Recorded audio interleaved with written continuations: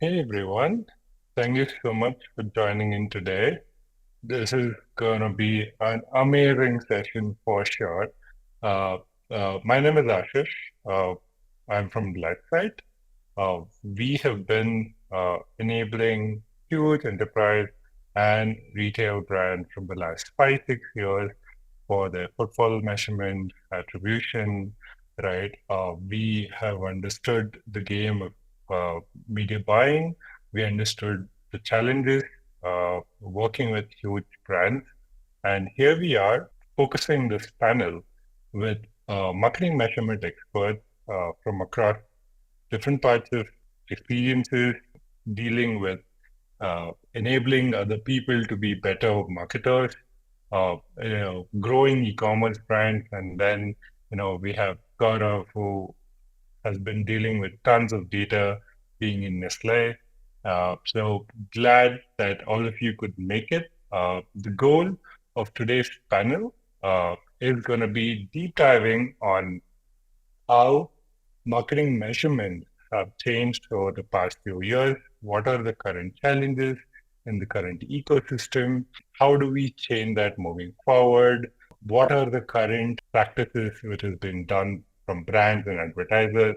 How do we change that? What are some of the things that you need to keep in mind to build for future? Is something that we're gonna deep dive on. So let's have a round of introduction of all of our panelists. We have Madan from M Square. For his past 15 years, I think, Madan has primarily been in the marketing science field. He's worked with retail, fintech, all sorts of brands possible. He has been advocating marketing measurements across the board. And we welcome Madan for this amazing event. Madan, you want to give a gist about what you do? Yeah, absolutely. Thank you so much for having me, Ashish and Lifesight. Appreciate it. Fantastic panel. Great to be here. My name is Madan, and I'm a marketing measurement and attribution entrepreneur. I've been doing this for 15 plus years, unfortunately. This is my fourth or fifth attribution startup, depending on how I count it. My startup is called M Squared, Marketing Measurement. So M Squared is what it's called. What we're attempting to do is build a marketplace for attribution services where professionals like Gaurav and myself and others who are trained in marketing measurement can offer up our services, and brands who are looking for attribution services can find those professionals and essentially build a marketplace for high class, high quality, high integrity attribution work. That's what I'm doing. It sounded like a really interesting idea about a year and a half back when I thought about it, and about a year into the business now. Ask me in about a year, I'll tell you if it's a good idea or not. At this point, I can't tell. So I have very happy clients and happy consultants, and I'm hammering away. So thank you for having me. Appreciate it, and look forward to the conversation. Awesome. Thanks, Madan. Glad to have you here. Next up, we have a person who has been in the e-commerce world from the last 20 plus years. He's grown e-commerce brands. He's seen them all. He's done acquisition. He's done retention. But he's still on his mission to help e-commerce brands grow with his company, notablur.com. We have Rock. Hey, Rock. Glad to have you here. What have you been up to? What's going on with you? Okay, so hey Ashish, by the way, it's really a big pleasure being here. I think this is going to be an amazing panel, super fun and super insightful. So yeah, I spent the last 20 years working in e-commerce. So essentially, I'm coming more from the management or owner side of the table. So throughout all of my career was just focused on growth. It used to be growth at all costs, then it became about profitable growth, then it became a bit about cash flow management. But throughout these 20 years, it's I've been there managing growth, and of course, attribution measurement. It's really key to everything that we do. So I worked in fashion, direct response TV, omnichannel food supplements, direct response food supplements, subscription businesses, and so on. So really huge plethora of different enterprises. And yeah, right now I'm working on a couple of new direct consumer brands, plus building out an education platform to help other companies learn more about economics for growth in e-commerce. And of course, attribution is a big part of that. So really happy to be here in this panel. Thank you. Thank you so much for being here. We have our third panelist, Gaurav, comes from a huge data science background. He's a man who loves data. He's a man who goes granular into data, right? And he works as a senior data scientist in Nestle, one of the largest e-commerce and more than e-commerce, they're everywhere, right? A large brand across the globe. Gaurav deals with data every day. Gaurav also enables marketing mix modeling as a really important concept within his lifestyle, within his work, to make sure that Nestle grows. Thank you so much, Gaurav, for being here. What's going on your end? Thank you, Ashish. Really excited to be a part of this panel and really looking forward for a fruitful conversation with all the experts that we have today. From my background, currently I'm a senior data scientist with Nestle, and here we are working on improving the current measurement and marketing effectiveness solution that we are using, and ensuring how we are collecting the right data and connecting all the dots and getting every working media spend covered in order to get the maximum out of our data. And by background, I started with Kantar as marketing research manager, where I started with learning about brand, how brand building is done. I was part of marketing science team where structure equational modeling, brand structure analysis, and market mix modeling was something that we used to do often for clients across different sectors. Then I have experience working with another WPP firm, Mindshare Neo, where I experienced how media buying and media planning is done and how creative testing and brand list studies are conducted, how we can leverage, and how all of these are important pillars when you are finally doing an activity and trying to measure the impact of your overall marketing spend, and how ultimately you are getting the ROI and what is impacting consumer journey. Awesome. Let's get this party started, right? So we have seen, when mobile came in, we were able to track everyone. We had IDs, right? We knew that every person in the world, in the internet, could be tracked. We knew what they were doing, right? Evolution of marketing measurement started off. COVID hit, and then everybody went digital. Consumer journeys, again, as Gaurav was pointing out, became completely chaotic, right? It was everywhere, right? Like we were buying from YouTube, we were buying from retail. When things opened up after COVID, we were buying offline. So we became a connected world, right? So consumer journeys are everywhere. Data is sitting everywhere.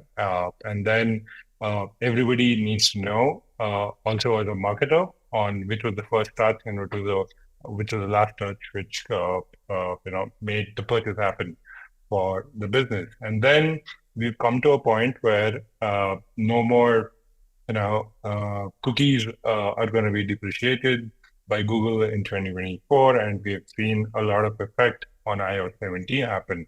So, Madan, due to all of these changes, there's a lot of evolution which has happened when it comes to how advertisers, media buyers have looked at measuring their marketing initiatives.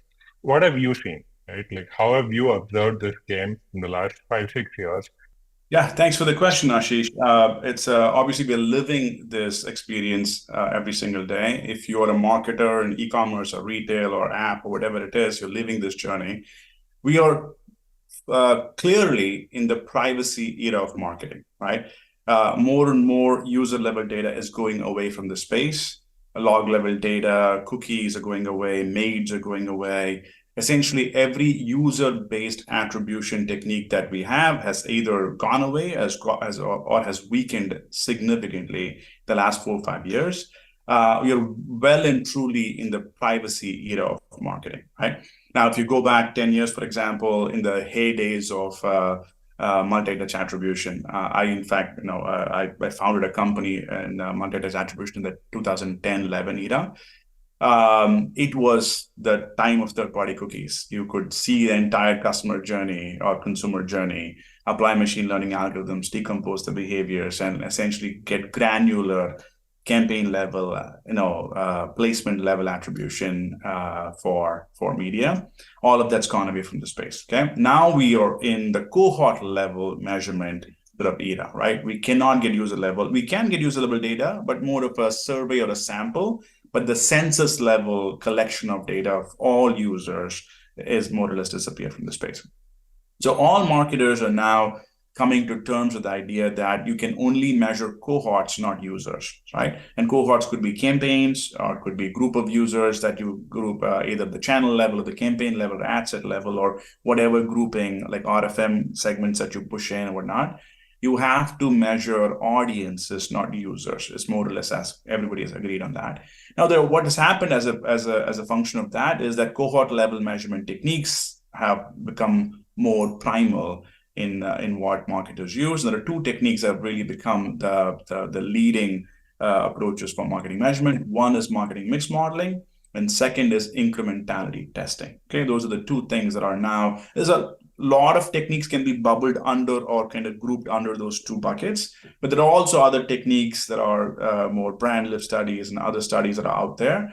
But the tried and tested approaches are really two: marketing mix modeling and incrementality testing. And the market's now embracing that at scale.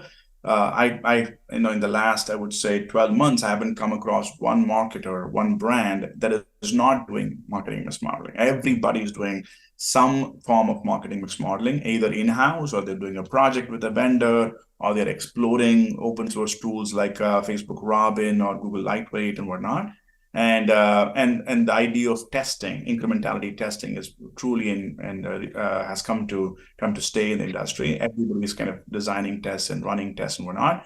What is the challenge is how does they all come together for a brand, right?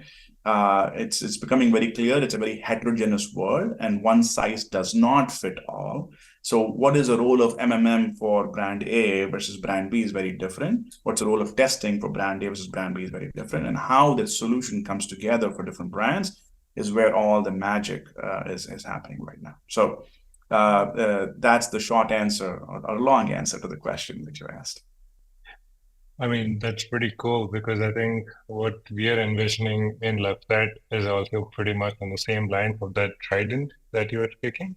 Because it's important that while attribution gives definitely better clarity of your conversion and then your ROAS, all of that, everybody fights for their own accuracy, right? And then eventually it all comes down to analyzing that customer journey, right? That's the aha, right? Which you really get out of connecting all the channels. But again, that only can be done digitally, right? Because now, while digital platforms work, right, for some period of time of growing your business, we've seen that a lot of other channels come into play, a lot of external factors come into play, and that's where I think marketing mix modeling has taken its place back again, right, in the media buyer shoes. And now being in, if you're selling an e-commerce product or a commodity product, it's become important that, hey, while I'm selling online, I'm definitely there offline. I'm out there, putting up billboards. I'm out there in retail. I'm out there everywhere. So Rock, coming to you, right? You have pretty much grown, products in this space. You've seen this happen. You've done it yourself, I'm sure, as well. What are some of, I wouldn't call them mistakes, but some things which we need to move and which we need to change moving forward when it comes to measuring your impact, right?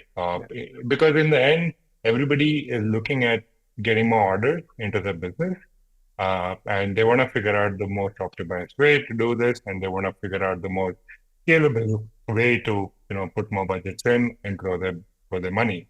So, what's happening out there? Because it would be really cool for us to understand what is going on underneath the table of a larger e-commerce brand, and how are they pushing forward, right? How are they operating? So, first of all, actually, it is mistakes, right? but it's not mistakes because, just because we want to do mistakes. It's because I think we're all still learning, we're all still evolving. Even if I look at my last 20 years, how we measure things, how we optimize things, it's been changing every few years. Every few years we need to adapt, we need to change. And in a lot of the stuff, you can't really learn it somewhere, because we're all learning as we go along, and we're all learning how to optimize our businesses, because every couple of years our world just fundamentally changes. Everything collapses, measurement collapses, everything changes. So if we're looking at where we are today, and again, if you asked me the same question 3 years ago, I would have given you a completely different answer, right? Because the world has changed so much in between. But where we are today, I think the biggest mistake that's marketers do in e-commerce especially is that they focus primarily on the trees and not so much on the whole big forest. And this, of course, it worked in the past, right? Because in the past, we, us e-commerce marketers, we were obsessed. We were always looking at attribution, measuring every single conversion. If a channel didn't convert, if an activity didn't convert, well, it didn't even exist, right? It was worthless. That's the direct marketing mindset that most of us in e-commerce come from. But of course, throughout the years, this has fundamentally changed. And today, taking this approach, it's literally the path or the road to disaster. Number one, of course, as we all know, attribution is getting broken. So I won't go into that. We all know what's happening.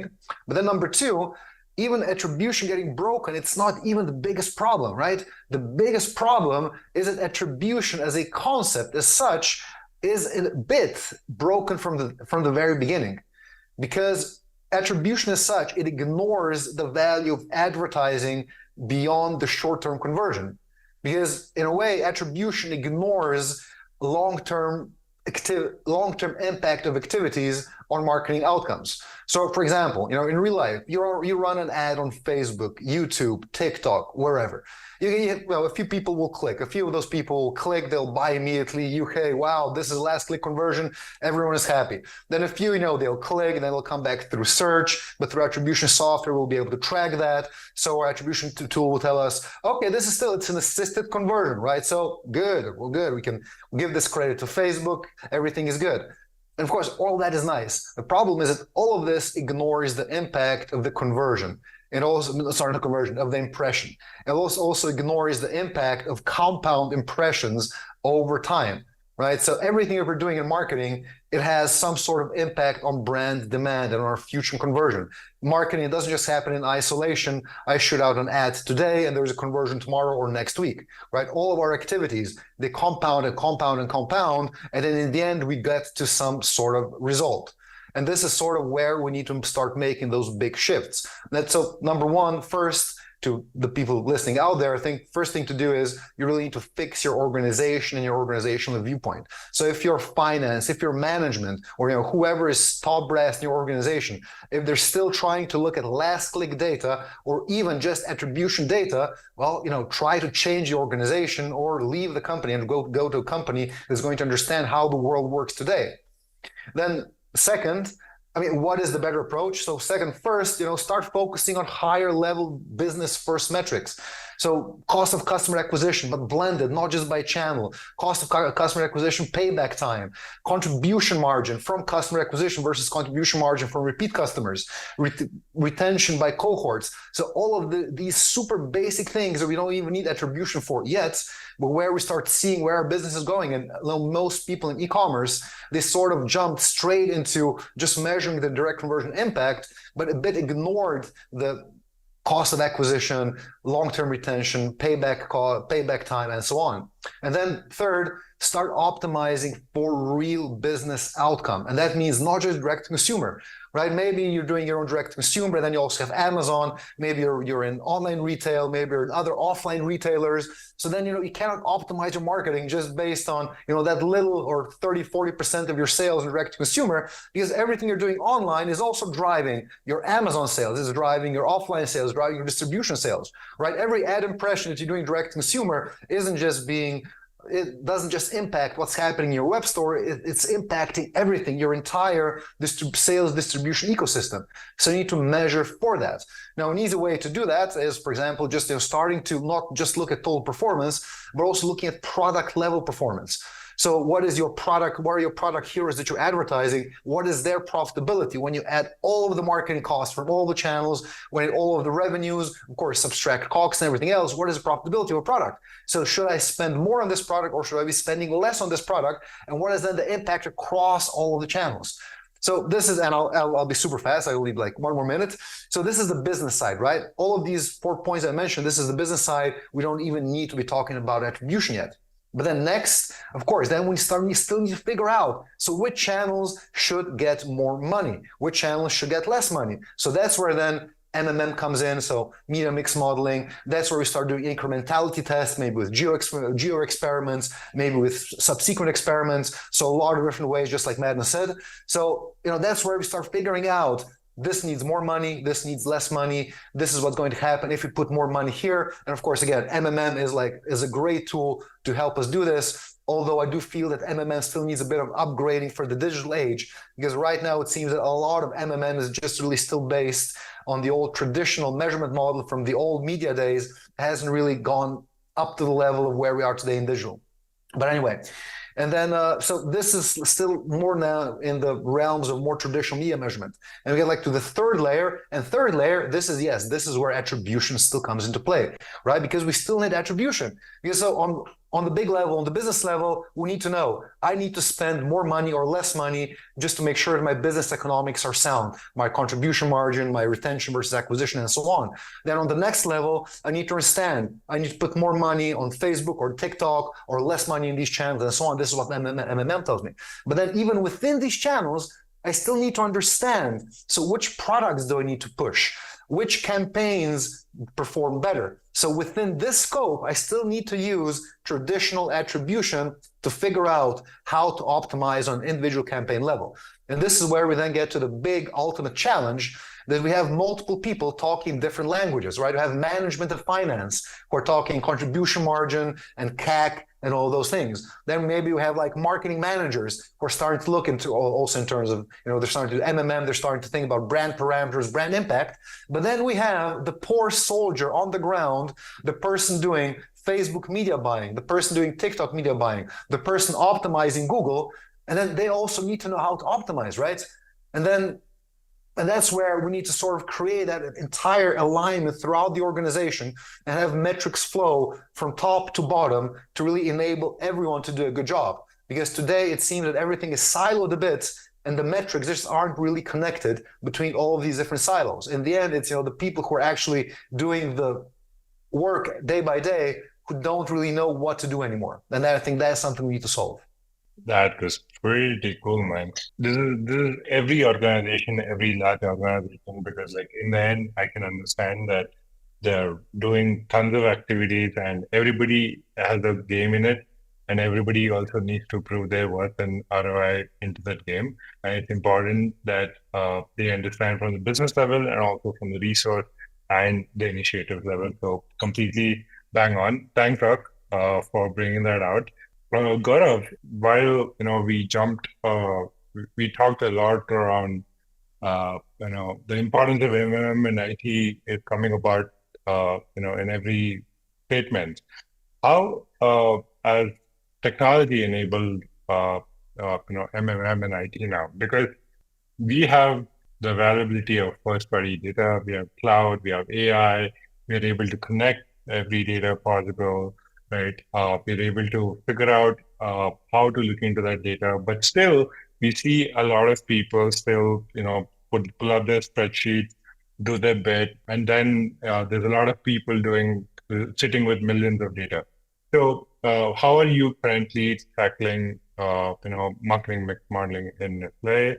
What are some of your observations when it comes to, figuring out this entire game of where to invest, how much to invest, and how to bring in the revenue? Yeah, Ashish. So if you will talk about today's customers, today's customers are hybrid customers. They interact with brands across more than 10, 20 different touch points or channels. And when we talk about how we can increase the availability of the first party data. So the first party data is or the audiences is generally which we collect from our prospects or customers, and it is kind of considered as most reliable data. And when it comes to improving the whole solution and bringing in technology from multiple aspects, it starts with the data collection. So anyone who is there in this process or in this seminar would know that data collection is the first challenge that any market mix modeler faces when they are starting with the data. And it totally varies from firms to firms, but with organization as large as ours, it's mess at times. And connecting with like 20-30 business unit controllers, getting multiple sign-offs from finance and the P&L, it's the slows down the process. So you need to invest in the solutions where you are improving and automating most of the data collection. Uh, right now, when you talk about implementing any particular solution, you also look from the market mix modeler that how often we are going to refresh this particular model. So when we talk about refreshing a particular market mix model, we need to ensure that we have a setup in place in which we have the right automation across different data streams where we can collect data in a set template, because there are not a single hierarchy we are talking about here. You have hierarchy within campaign. If you talk about within campaign, you have a campaign name, you have a ad length, whether it's the 6-second campaign, 15-second or 30-second, what was the geography, what was the target audience, and so and so. And you need optimization at that level when you are communicating it to stakeholders. So coming from the background, what experiences we share is we improve by improving the data collection. With the otherwise, it's a garbage in, garbage out kind of situation in the end. And instead of helping out, we are going to lose millions. So ensuring data collection and leveraging different AI technologies, from data collection to personalizing marketing campaigns, is something that is very much critical and crucial from the solution enhancement point of view. I'll add a little piece to this, Gaurav, right? I mean, there is a Nestle point of view, which is a very enterprise point of view, right? My book of business is very focused on the mid-market plus, even some smaller SMB brands as well. I'll tell you, the view from this side of the ecosystem looks very, very different than from inside enterprise. I have a few enterprise clients as well. In the enterprise, there's a lot of bureaucracy, tremendous amount of red tape, right? Just to get data in one place for you to model, you have to, outside of the technical challenges, you have to go through a whole bunch of administrative challenges to get access to the data, right? And you're constantly trying to figure out how to collect all the data in a way that you can use it for modeling, right? But when you flip the script and you come to this side of the ecosystem where we work with mid-market brands, it is a completely different ecosystem, right? I grew up in the enterprise ecosystem. A lot of my clients were the Amex and the AT&T and the Verizon, all the Fortune 10, Fortune 50 brands, right? Absolutely. For you to do an MMM project, for the first build of the MMM would take 6 months, 8 months, okay? Every refresh would take like a month. Every rebuild will take like 4 months, right? Now, we build the first model. The data collection may take a couple of days. The first model we build in a couple of days, and then we do refreshes in a couple of hours. So we might go through a tranche, 2-3 iterations or generations of models with the Facebook Robin or a Google Lightweight in a week and a half. In a week and a half, we have covered as much ground as I would have covered with the Amex or an AT&T over 18 months, right? I feel like I live in a different era, right? I mean, very different. No bureaucracy in these brands. There's very simple. There's a CMO and the owner of the business, or there is a founder and the growth marketer. It's a small businesses. They probably are spending, $15-20 million a year, and they're $100 million business type of thing. They're not big, right? They're not small either. But the ability to move fast, because the speed of computing, the access to elastic computing, IT and cloud, and all the MMM technologies have become much more accessible because they are open source. There is a part of the market, at least the part that I operate in, it's moving very, very fast, right? Exciting, incredibly exciting. but it's also, it could come on the other side, and enterprises could catch this other side where they now are seeing an MMM approach, a lightning MMM approach, where you could essentially get insights much faster than what it's taking right now on the enterprise side. Anyway, just a point of from a different side of the universe that might look very different. It's very interesting for us to know that, because there's a similar trend, there's similar insight coming in from our customers as well, right? A lot of our mid-market people exactly talk what you talk, Madan. I think while traditional MMM, as you pointed out, works in a very slow fashion, it takes a lot of time, and I think with technology we have fastened it up, and I think decision making, predictability is much more faster. Right, with good data unification coming in, it becomes much more faster. And because the systems can be, working together without even you doing anything, until by just connecting a data source, by connecting all of that, your models keep improving, and then all you have to come one day and every morning is say, okay, how is my model looking today? How can I put my money in, right? So, and that's the future that we're going in. That's the future that we are bringing to the table as well in Lifesight.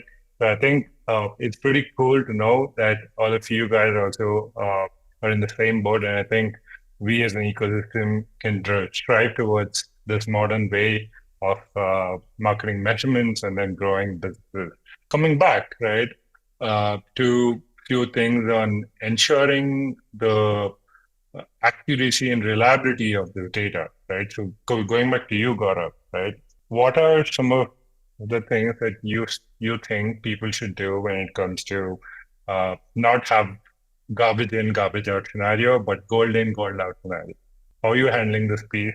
What are you seeing as challenges as data scientists? What are you doing yourself to improve this, and what do you see other data scientists should do as well? We do have a lot of focus when it comes to discussing data governance and data validation and verification. So establishing a clear data governance and procedures to maintain the data accuracy and consistency across all touch points. Like this not only includes the right data, but also the right naming conventions, the right data validation, and data standards that we have. The solution that we are working on, or for an enterprises as big, they not do it for a single market. For example, if I talk about my day-to-day, we are working for different markets, and it's not the similar kind of situation that we would want to run into every market every time. So we need to ensure it from the very beginning about regularly validating and verifying the data collected from different sources and ensuring the accuracy. When it comes to the data that is available online, we kind of have a tag management in place in which we are ensuring that we have the right tracking on the website, and the digital marketing data is coming in right.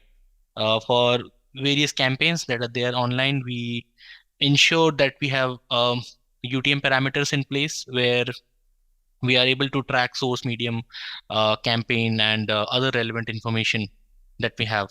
And obviously having data integration from different sources. Many here are aware that Nielsen, IRI are like two big sources which normally people use as offtake data, where we have the integration from different platforms. We have web analytics, we have our CRM in place, we have our point of sale systems in place. So ensuring across all these pillars is really important when it comes to having the reliability of your marketing measurement. Happy to hear from Madan and Rock what they have their say based from their experiences on this. I think we call this data governance in this side of the world. There is a whole area in the multi-touch attribution space. A lot of people who grew up, it's very hard to get data accuracy right, because you have to track all the data. Tracking breaks all the time, and it's incredibly hard to get data aligned across multiple sources, right? So there is a tradition and a practice, a legacy of building data governance into the data collection. And I mean, it could be as simple as taxonomy checks, making sure that when you call something Facebook, it's actually Facebook. When you call something prospecting, it's actually prospecting, and rolling it up properly across multiple systems. You have unified taxonomy across different ways you collect and organize data. That's one. Then having checks, quality checks on the data, and consistency checks on the data. And then every so often going through an audit and certifying that you have data quality goes a long way. There's a lot that goes into it. It's not necessarily work that is glorious, and it's not something that people celebrate because it's kind of work that's in the weeds. But man, it's incredibly important, right? Every time you end up with an insight, you're constantly asking, is the insight unique or is the data broken? Right? You cannot quite tell, and you have to make decisions in real time on the business. And when there is some nuance about the data you don't fully understand, and it doesn't look like the data has integrity to it, then it ruins the insight and ruins the integrity of all the recommendations you make, and it can be an ugly situation, right? A lot of us have been in that situation. So having data quality and governance in place to ensure data quality, of course, makes or breaks how you can do data-driven growth in your organization. Yeah, so I agree, like 50%. So definitely, I mean, the data we have needs to be the right data. I mean, there's nothing worse than spending days and days digging into something and figuring out, oh shit, they've said they're tracking all wrong. It's actually wrong data. So absolutely, we need to have right data. We need to have every system needs to report data to the highest level of accuracy as that system allows within its sort of natural constraints. We have the same naming conventions. We need to make sure we have the right naming conventions in all of our ad channels, in our UTMs, and all of our tracking, customer tags, essentially everything. So I think that is mission critical. But then when it comes to accuracy between different measurement systems, I think that for me is just a pipe dream, right? I mean, we're human beings. We like some security. We all want to, believe that's okay. Well, everything needs to be the same data. And then what is the one single source of truth? And then please give me that single source of truth so I can make my decisions in the best possible way. Well, I'm sorry, guys. I mean, not you guys, but everyone. I mean, I'm sorry, but there is no single source of truth. There never was. There never will be. There is only one single source of truth, and that is the P&L. That is the actual P&L contribution margin, the actual EBITDA in your P&L, and everything else is just approximations. So don't kill yourself over having the right data within the constraints of the system. Don't kill yourself over making sure that every system reports the same data, because then you're committing the same sin as the CFOs that tried to attribute a cost of an employee to 20 different departments just because they need to have a cost attributed. It's the same thing. It doesn't lead to any real insights. It doesn't lead to any real decisions. So I think, of course, again, good data, make sure you have good data, clean data, then the truth starts with the P&L. And then as we go lower, lower, and lower, truth starts a bit disappearing, and we get a lot more into directional metrics, directional decisions, and not having a clear answer, but using data to just identify the right direction, and then using incrementality, using other experimentation approaches to then figure out what was the right way of doing it.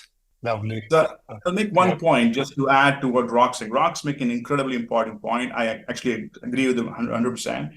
There is a sort of a way to draw the line between observed metrics and attributed metrics, right? Observed metrics like cost, like for example, now somebody cut a check for the Facebook monthly spend. Somebody cut a check for Google, right? There is an absolute number that you paid for what your media is, and you need to have a source of truth for that. Usually it's the platforms. But when you take it and you run it through different data pipelines and you split it across multiple countries or BUs or blah, blah, usually something happens and you end up like messing up something up, right? And that's a good source of breakage. But it's an important point he's making is that the attribution data, like if you look at number of conversions from Facebook's reporting and your UTM reporting and your backend CRM reporting, they will never match. They're not supposed to match because they are different attribution paradigms, right? It's an important point is making. There are certain things that you have to get right. Cost data, you have to get right? Because otherwise you can understand ROI properly. But attribution, there is an art to understanding attribution, and don't kill yourself trying to get those attribution numbers to match, because they're not supposed to match, right? Because they have very different paradigms through which you attribute, and they will not match, and it's supposed to be that way. And understanding that difference can really kind of save a lot of hair and heartburn for you guys. Awesome. Yep. Thanks, guys. I think that brought about a really important piece of the table, for everyone to deploy up there. So, folks, there's going to be one last question from my end, but feel free to drop in your questions as well, which we'll be taking right away, so that you get to pick their brains and solve your problems as well.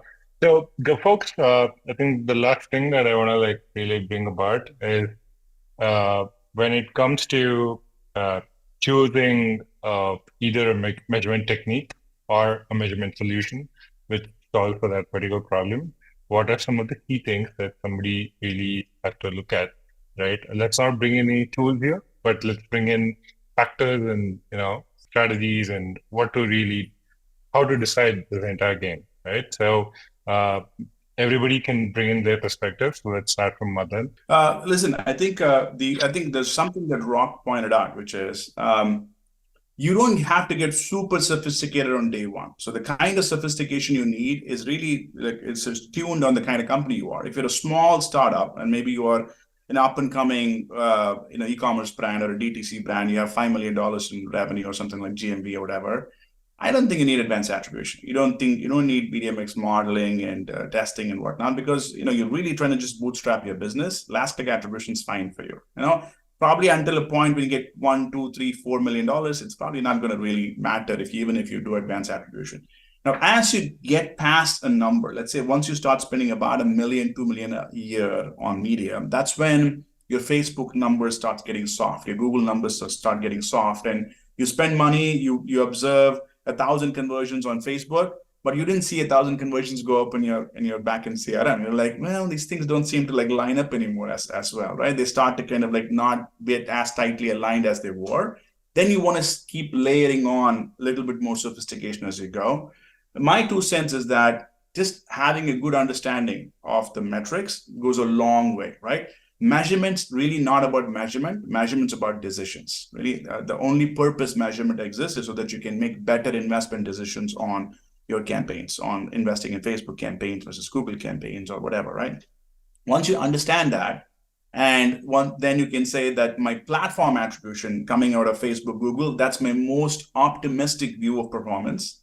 My Google Analytics attribution or app attribution, that's my most conservative or most least optimistic view of performance. It kind of bounds your decisions. If this thing tells you ROAS is 5, this thing tells you the ROAS is 2. Now it tells you the worst case and best case performance for your channels, right? Once you understand that context, all of a sudden decision making can be unlocked within your organization. You can move much faster. So you can start doing very simple things like post-purchase surveys. That will give you more insight as to where it falls between the two, best case, worst case. You do a quick MMM, gives you even more acuity. You do a test, it gives you the best acuity. So you can kind of start stacking up confidence on your metrics as you go on without having to eat the whole elephant in one bite, right? That's a huge kind of unlock for many businesses, that you don't have to get to the place where Uber or Amex or AT&T or anybody else is. You can start pretty small and that's good enough. You don't really need too much. In fact, if you add too much weight, it might crush your organization. It may not be in your interest to do that. So understanding how much you need is the art that can be a little hard. But once you understand that part, it can be a big unlock for organizations. I agree 100% here. I think it's really just go step by step. Don't try to do everything at the same time, because you will just kill yourself. So actually, I think one of the first things when you're picking a solution is just pick a solution that you can actually use with the resources you have in-house, with the expertise you have in-house.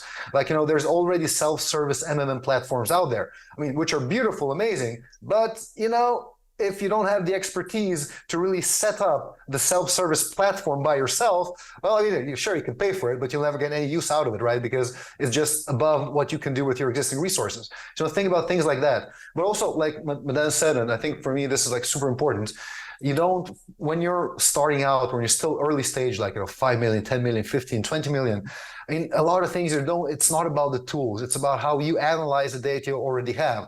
Like the problem of, Facebook showing you ROAS of 5 and then GA showing you ROAS of 2. Well, of course, there's going to be a big difference there, but then you also need to look into the impact that, for example, Facebook or TikTok or whatever has on your brand search volumes, because brand search volumes are usually one of the best data points to show you how your other demand generation activities are impacting your other sales. Because branded search, it's always going to have a super high conversion rate, super low cost of sales, but guess what? Branded search doesn't, come out of vacuum. It is created by your demand generation activities. So just by looking at your level of ad spend on individual channels, especially if you can do some sort of incrementality testing, just looking at the level of ad spend and then correlating that with your brand search volume, it's not just brand, also product brand names, right? That can already give you a lot of additional insights that you can just get by yourself. And, it's just one day of you sitting by yourself, looking at the data, correlating it within your internal databases, looking at the Google Trends, looking at other search volumes, looking at seasonality. A lot of the stuff you can figure out by yourself. And then probably for the next step, before you go into like super big complex projects, start building bridges. Build a bridge that tells you if Facebook because still in the end, sorry, I'm jumping a bit, but so let's say Facebook ROAS of 5 or 2, right? That maybe it's not even a difference, right? Because we're just looking at different ways of reporting that. But if we get back to the person, to the soldier on the ground, so the media buyer, that media buyer can realistically only make decisions based on the data that they have in Facebook or in TikTok or in Google Ads, right? So you need to build bridges between those metrics, so the Facebook return on ad spend, and then the actual return on ad spend that you're targeting, and then give that advertiser the right target. And the right target might be, I don't know, you need to hit an ROAS of 3 in Facebook, although realistically, that the real ROAS on that is going to be 6. But the Facebook media buyer needs to know based on the data he or she has available in the actual platform. So I think that, again, brings us back down to organization. But then in terms of selecting tools, I don't think I can do any better than what Madan said. That's the thing, make sure that the tool is the right tool for where you are in the business right now, and don't try to do crazy things just because everyone is writing about them. Do things that fit your business and that you can actually handle in real life, because no one needs 10 more tools that just lie there and aren't being used. Agree. Leaner stack, better optimized, better value. That's how things are going. Yeah, that's how we're doing it as well. Awesome. Gaurav, while Madan and Rock brought about a lot of like mid-market scenarios, at an enterprise level, how does it go? Very, very rightly said. You don't have to jump to conclusions from day one. The only thing what you should be having is clear understanding of your business goals, what you're trying to achieve with any of your marketing campaigns. And the measurement solution that you're going to go ahead with is something that should align with all those objectives. For example, what Rock was mentioning about the search volume, we kind of had a similar case because in recent lot of triple M's, couple of questions are very much consistent, like how influencer marketing is actually impacting the brand, as there is a rise in YouTubers, influencers on Instagram, TikTok. Firms are spending heavily on reaching out to the, we used to have Gen Z, now we have something like Gen Alpha, and they want to understand how we are actually impacting by spending on influencer, and is it actually beneficial for the brand or not. So your solution is like, what you're trying to achieve in the form of result. If you're looking for, revenue generated by channel, okay, you go ahead with triple M. If you're looking for a granular reporting in order to, for your dollar analysis, and you are, trying to measure the impact of a single action of a customer, you go ahead with the multi-touch attribution. So for me, my measurement solution for business goals is totally dependent on the kind of objective that we're trying to achieve. And if I have to be the decision owner, I would choose something that is very much flexible, customizable, and scalable. because ultimately any solution that we are going to pick is going to crash if it is not scalable. And investing and in not only into solution and in resources takes a lot of time when you are going ahead with any new approach in any particular market or for any particular brand. Agree. Thanks everyone for bringing your perspective.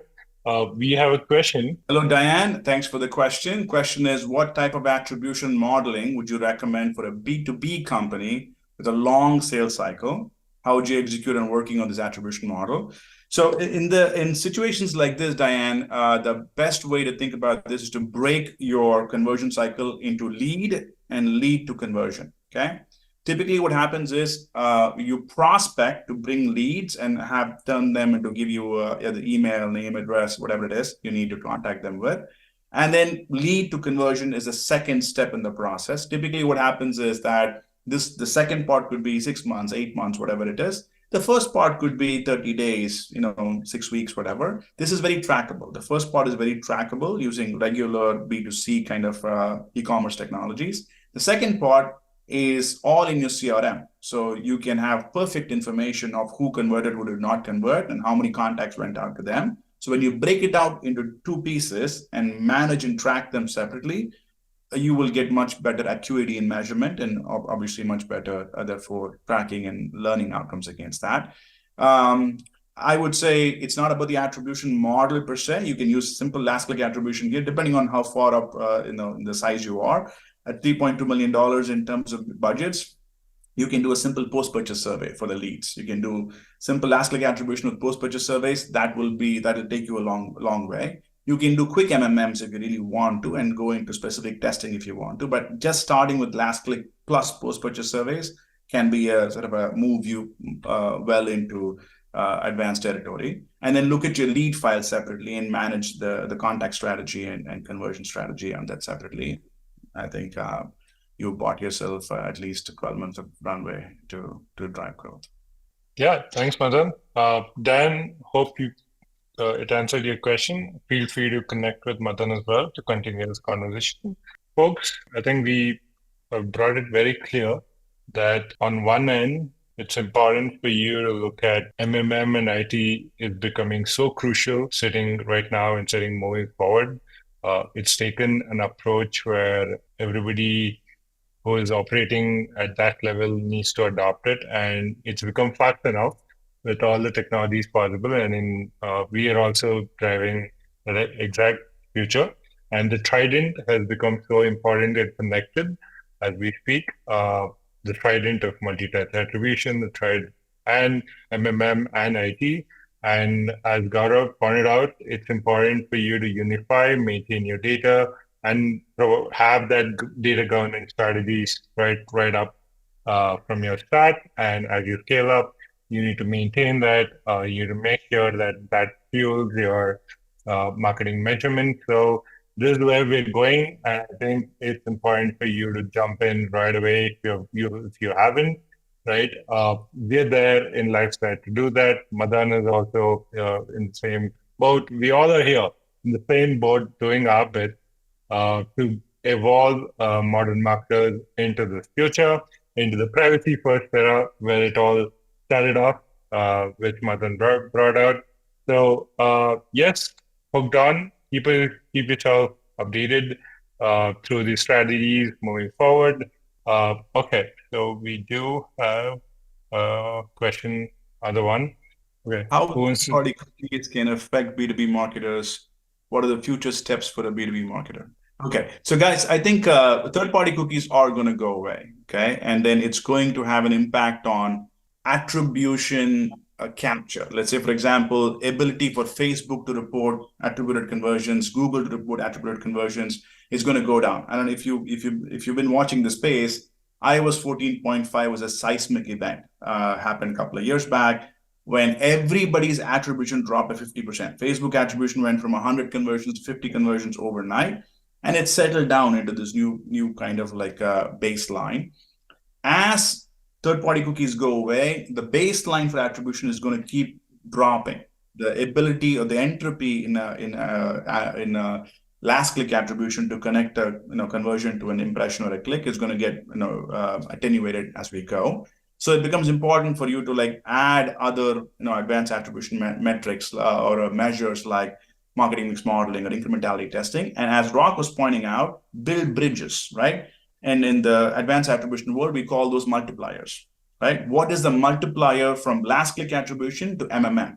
MMM reports ROAS of 5, last click reports 2. The multiplier is 5 over 2, right? So that number you have to maintain as you go, and that number can be your bridge into the new world. Even as attribution declines over a period of time, you can keep adjusting the multipliers and still keep buying towards incremental outcomes that you're facing as a business, right? So that's a quick answer. That's a quick cheat sheet for how to manage attribution deterioration with third-party cookies or needs going away and whatnot. That's the quick cheat sheet. If there's nothing you do, go home right now or go to your desk right now and then figure out what the multiplier is for one channel. Take Facebook or take Google or whatnot. If you calculate this once, that's an unlock for you that you can use, a cheat sheet you can use for all channels going forward. Thanks, Madan, for bringing those gold bombs right away today. Asid, by that, I think we end this panel talk. We're also bringing in a lot of sessions on how to start doing media planning for the holiday season coming up, right? And how you're going to tackle the cookieless era. So feel free to be updated. And yes, thank you so much, Madan, Rock, Gaurav. This has been an amazing pleasure session. Everybody, I think, has taken their own amazing takeaways today and start implementing what we all have evangelized. So, guys, let's do more of this. This is going to be pretty cool, right? I think it's important that our voices talk more and we build a community of modern marketers, modern measurements, and the modern data scientists. Thanks, everyone, for joining in. Have a good week. Good chance, guys. Appreciate it. This was great. Thank you very much. Take care, guys. Thank you, everyone. Bye.